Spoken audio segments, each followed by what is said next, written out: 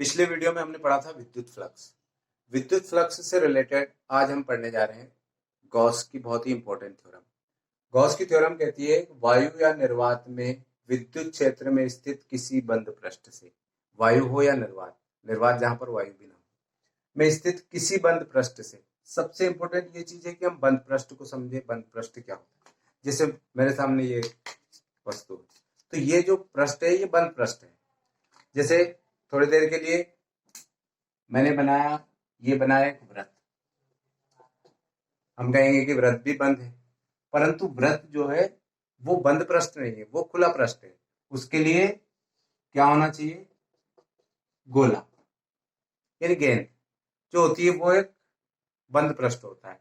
तो जो गॉस की थ्योरम है वो केवल और केवल किसी बंद पृष्ठ पर लागू होती है, ना कि खुले हुए पृष्ठ पर लागू होती है। इसलिए गॉस की थ्योरम के लिए जो सबसे इंपॉर्टेंट ये है कि वो जो पृष्ठ है वो बंद पृष्ठ होना चाहिए। तो किसी बंद पृष्ठ से होकर अभिलंबवत गुजरने वाली कुल क्षेत्र रेखाओं की संख्या, क्षेत्र रेखाओं की संख्या मतलब जिसको हम बोलते हैं विद्युत फ्लक्स, उस बंद पृष्ठ के अंदर उपस्थित कुल आवेश का 1/ε0 गुना होता है। यानी हम इसको कह सकते हैं कि जो टोटल फ्लक्स है यानी फाई, वो फाई किसके इक्वल होगा? यहाँ पर ये जो इंटीग्रल का निशान लगा है समाकलन का है, ये एस यानी पूरे सरफेस के लिए दिया है, और फाई इक्वल टू होता है E D S, E into D S. किसी हमने अल्प पृष्ठ की कल्पना करेंगे तो यहाँ पर ये जो इसकी जो वैल्यू होती है 1/ε0 इंटू समेशन क्यू, यानी जितना भी आवेश है उस सरफेस के ऊपर उस पूरे आवेश को जोड़ देते हैं, तो जो टोटल आवेश हुआ वो हुआ क्यू। तो हम लिखेंगे 1/ε0 इंटू क्यू। तो गॉस की थ्योरम का जो स्टेटमेंट है वो है phi equal to Q upon epsilon naught. ये गॉस की थ्योरम। अब यहाँ पे फाई आप जानते हो विद्युत फ्लक्स होता है, क्यू जो होता है वो आवेश होता है, और एप्सिलॉन नॉट जो होता है वो वायु या निर्वात में विद्युतशीलता होती है, माध्यम की विद्युतशीलता होती है, और इसकी जो वैल्यू होती है 8.854 into 10⁻⁻12 coulomb square upon newton into metre square. ये इसकी वैल्यू होती है। ये कभी कभी ऑब्जेक्टिव टाइप क्वेश्चन में पूछा जाता है। अब हम गॉस की थ्योरम को कैसे उसकी उत्पत्ति करते हैं उसको देखेंगे। अब हम करने जा रहे हैं गॉस की थ्योरम की उत्पत्ति कैसे निकालते हैं। तो मान लेते हैं सबसे पहले जो भी पृष्ठ हो वो बंद पृष्ठ होना चाहिए। बंद पृष्ठ मान लेते हैं कि ये एक बंद पृष्ठ है, एक गोला है जिसका केंद्र O है और इसकी त्रिज्या मान लेते हैं R। अब मान लेते हैं कि कोई बिंदु जिस पर हमें विद्युत क्षेत्र की तीव्रता ज्ञात करनी हो वह इस गोले के पृष्ठ पर स्थित हो। गोले के पृष्ठ पर स्थित हो मतलब मान लेते हैं कि वो जो बिंदु है वो P बिंदु यहाँ पर है।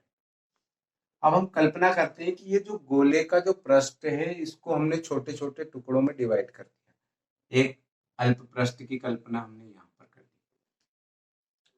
अब चूंकि गोले के केंद्र पर जो आवेश है वो प्लस क्यू आवेश है, इसलिए जो बल रेखा है वो बाहर की तरफ निकलेंगी। तो मान लेते हैं कि ये जो बल रेखाओं की डायरेक्शन है वो ऐसी है।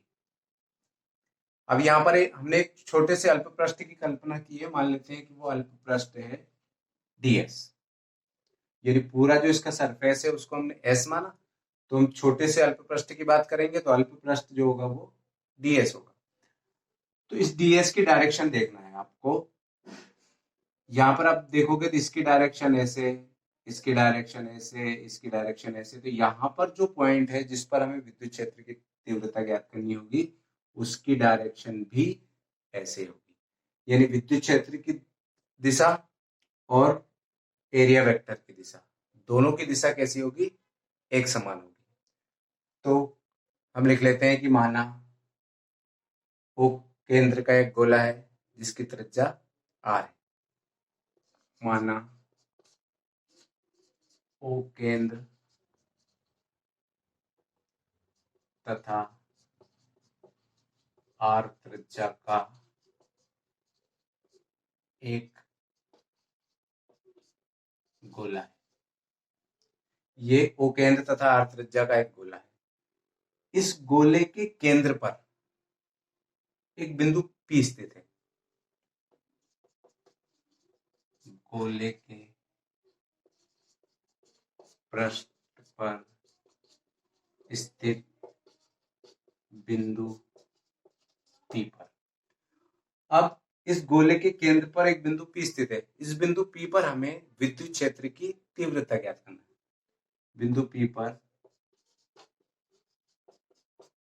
विद्युत क्षेत्र की तीव्रता, ये इस पॉइंट P पर हमें विद्युत क्षेत्र की तीव्रता ज्ञात करनी है। अतः प्लस क्यू आवेश के कारण इस बिंदु P पर विद्युत क्षेत्र की तीव्रता या क्यू आवेश के कारण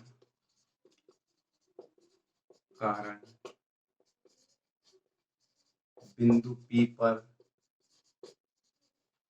विद्युत क्षेत्र की तीव्रता किसके कारण निकालना है? प्लस क्यू आवेश के कारण इस पॉइंट P पर विद्युत क्षेत्र की तीव्रता। तो इसको हम लिख लेते हैं, मान लेते हैं E। E इक्वल टू हो गया हमारा, क्योंकि हमने E के बारे में पढ़ा है, E की जो फार्मूला होता है 1/4 पाई एप्सिलॉन नॉट क्यू बटे, चूंकि ये केंद्र से यहां तक की दूरी यानी गोले की त्रिज्या, इसलिए जो डिस्टेंस होगी उसको हम लिखेंगे r²।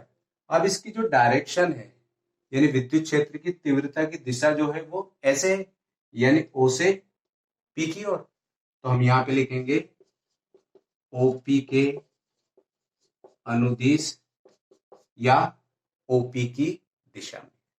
तो हमने E की वैल्यू निकाली, E की वैल्यू हमारे पास आई, इसको पहली इक्वेशन नाम दे देते हैं, ठीक है। अब इस बिंदु P पर ये विद्युत क्षेत्र की तीव्रता हुई। अब हमें निकालना है कि इस बिंदु P से कितना फ्लक्स गुजर रहा है। हमने यहाँ इसके आसपास जो है एक अल्प पृष्ठ की कल्पना की है, और वो अल्प पृष्ठ है ds। तो हम पहले अल्प पृष्ठ की कल्पना करेंगे, एक छोटे टुकड़े की बात करेंगे, फिर सारे को जोड़ने के बाद गोला बन जाएगा, तो हम टोटल जो है पूरे गोले का फ्लक्स निकाल लेंगे। तो पहले हम निकालेंगे अल्प पृष्ठ ds, यानी छोटा सा पृष्ठ जो है, इस अल्प पृष्ठ ds से होकर गुजरने वाला कुल फ्लक्स। अल्प पृष्ठ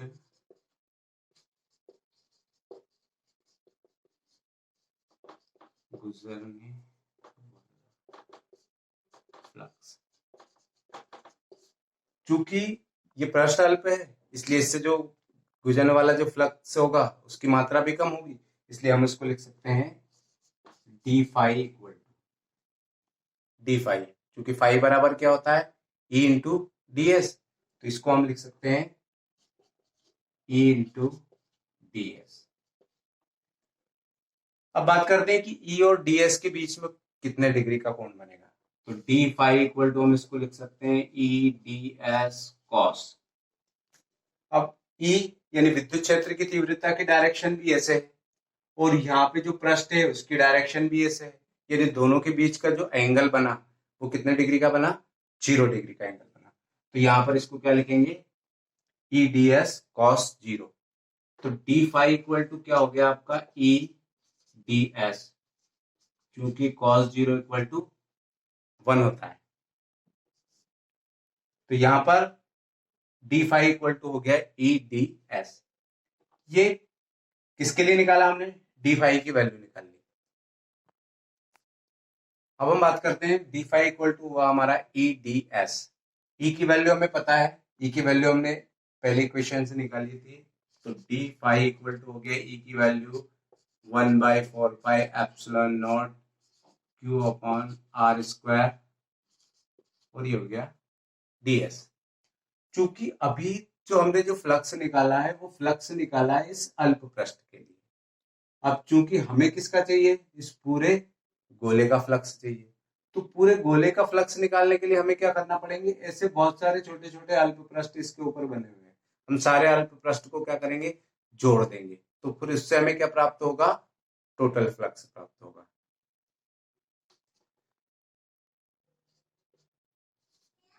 हम लिखेंगे संपूर्ण गोले से होकर गुजरने वाला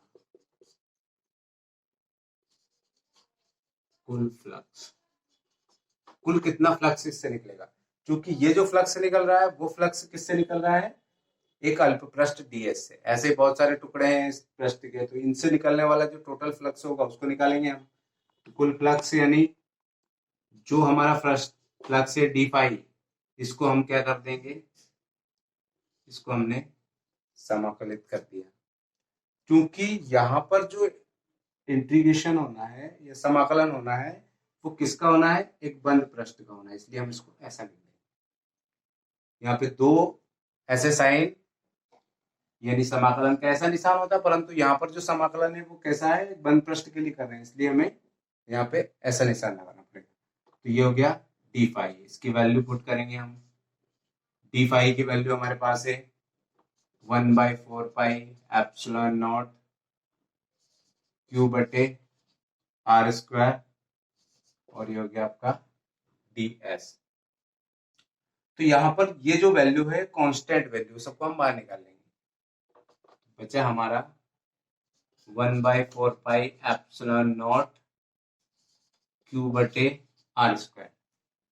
अब चूंकि ds क्या है, अल्प पृष्ठ है, सारे अल्प पृष्ठ को हम जोड़ देंगे, इंटीग्रेशन करेंगे, तो ये हो जाएगा आपका, इसको आप लिख दो ds, समेशन करके सबको हम जोड़ देंगे या इंटीग्रेशन कर दिए। तो यहाँ पर जो वैल्यू प्राप्त होती है हमें वो होगा, टोटल फ्लक्स को हम फाई लिख सकते हैं, फाई इक्वल टू, तो फाई की वैल्यू आ गई आपके पास 1/4 पाई एप्सिलॉन नॉट क्यू बटे R square into D S, यानी छोटे छोटे सारे पृष्ठों को हम जोड़ देंगे तो कुल पृष्ठ बन जाएगा। कुल पृष्ठ को हम लिख सकते हैं एस।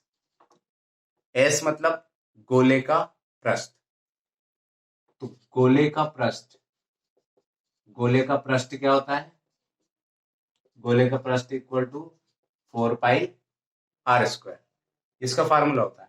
तो हम यहाँ पर ये वैल्यू रख देंगे, phi equal to 1/4 pi epsilon naught Q बटे आर स्क्वायर, और एस की जगह पे वैल्यू पुट करेंगे 4 पाई आर स्क्वायर। 4 पाई से 4 पाई कैंसिल हो गया, आर स्क्वायर कैंसिल हो गया, तो फाई इक्वल टू क्या निकला आपका, क्यू बटे एप्सिलॉन नॉट। यही आपकी गॉस की थ्योरम।